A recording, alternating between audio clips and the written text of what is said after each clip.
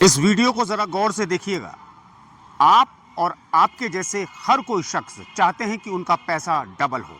इसके लिए आप मेहनत करते हैं, प्रयास करते हैं और करें भी क्यों नहीं, क्योंकि हर कोई चाहता है उसे मुनाफा मिले। लेकिन इसी मुनाफे के चक्कर में आप अपना नुकसान करा बैठते हैं, या फिर यूं कहें कि आप साइबर ठगी के या तो शिकार होते हैं या फिर ऐसे ठगों के शिकार होते हैं जिनकी नज़र सिर्फ आपके पैसों पर होती है। नमस्कार, मैं हूं कैलाश बिस्ट और आप देख रहे हैं न्यूज़ फिल्टर।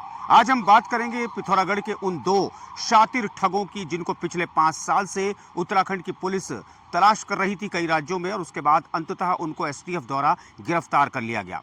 इन लोगों ने करोड़ों की ठगी करी, जिस करोड़ों की ठगी के कई लोग शिकार हुए और कई लोगों के सपनों का जो पैसा था वो चूर चूर हुआ। उसके बाद अंततः पुलिस की गिरफ्त में जब ये लोग आए तो इन लोगों ने कई राज ऐसे उगले जिसको सुनकर पुलिस के भी रोंगटे खड़े हो गए, पुलिस की पैरों तले भी जमीन खिसक गई। और यकीन मानिए कि ये दो सगे भाई थे, कमलेश और जगदीश बोरा, जो पिथौरागढ़ के ही रहने वाले थे और पिथौरागढ़ के पहाड़ी भोले भाले लोगों को इन्होंने अपना सॉफ्ट टारगेट बनाया। इन्होंने लोगों को बहकाया कि आप हमें पैसा दीजिए, हम आपके पैसे को स्टॉक मार्केट में लगाएंगे, आप ज़मीनों में लगाएंगे, हल्द्वानी में आपको ज़मीन दिलवाएंगे, जिसके एवज़ में लोगों ने इनको लाखों नहीं करोड़ों रुपए दिए और ये रकम जा पहुंची थी 25 करोड़। जिसके बाद जब रकम इनके पास आई तो ये रफू चक्कर हो गए। जब लोगों ने इनको ढूंढना चाहा तो इनका कहीं कोई पता नहीं चला, और ये पुलिस की गिरफ्त में इसलिए नहीं आए क्योंकि ये किसी भी मोबाइल के सिम का इस्तेमाल नहीं करते थे, जिसके चलते 5 से 6 साल इनको पकड़ने में लग गए। लेकिन कहते हैं कि बुरे का अंत बुरा ही होता है। यही वजह रही कि ये अपनी माँ के साथ कई राज्यों में गए, लेकिन मैनुअली तौर पर पुलिस इनको पीछा कर रही थी और अंततः एसटीएफ ने इनको गिरफ्तार किया।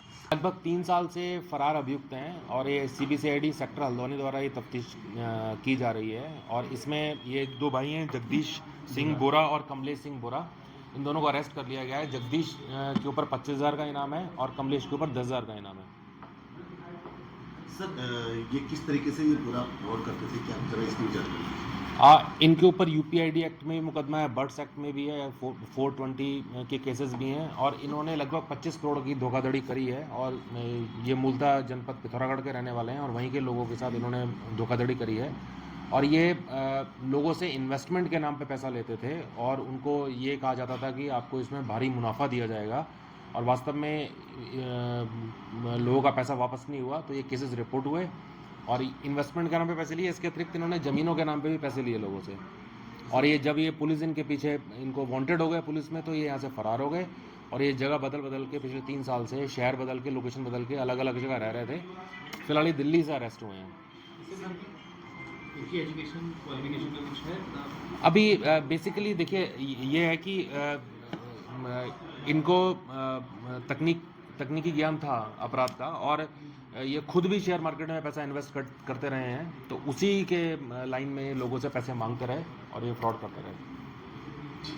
कितनी अमाउंट की रिकवरी के चांसेस हैं? देखिए इसमें अब अभी तो जैसे इसमें यूपीआईडी एक्ट भी है और बर्ड्स भी है, banning of unregulated deposits act, तो इनके अकाउंट में 25 करोड़ के आसपास जैसे ये बता रहे हैं कि आए हैं।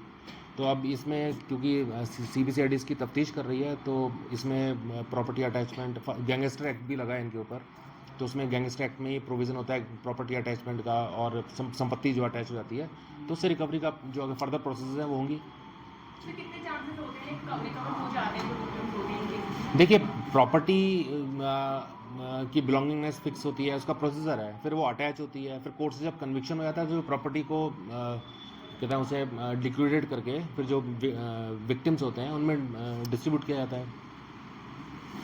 आज ये लोग अपने जुर्मों की सजा भुगत रहे हैं, जेल के पीछे ये जा पहुंचे हैं। लेकिन इस घटना से भले ही उन लोगों को पैसा मिले या ना मिले, ये तो बात का विषय है, लेकिन एक सबक आप लोगों को जरूर मिला होगा कि ऐसे लोगों पर बिल्कुल विश्वास ना करें, शॉर्टकट बिल्कुल अपनी लाइफ में अख्तियार ना करें, क्योंकि आपका पैसा आपकी मेहनत का पैसा है, और कहीं ऐसा ना हो कि छोटे से लालच के चक्कर में आपकी मेहनत का पैसा ज़ाया हो जाए। नमस्कार।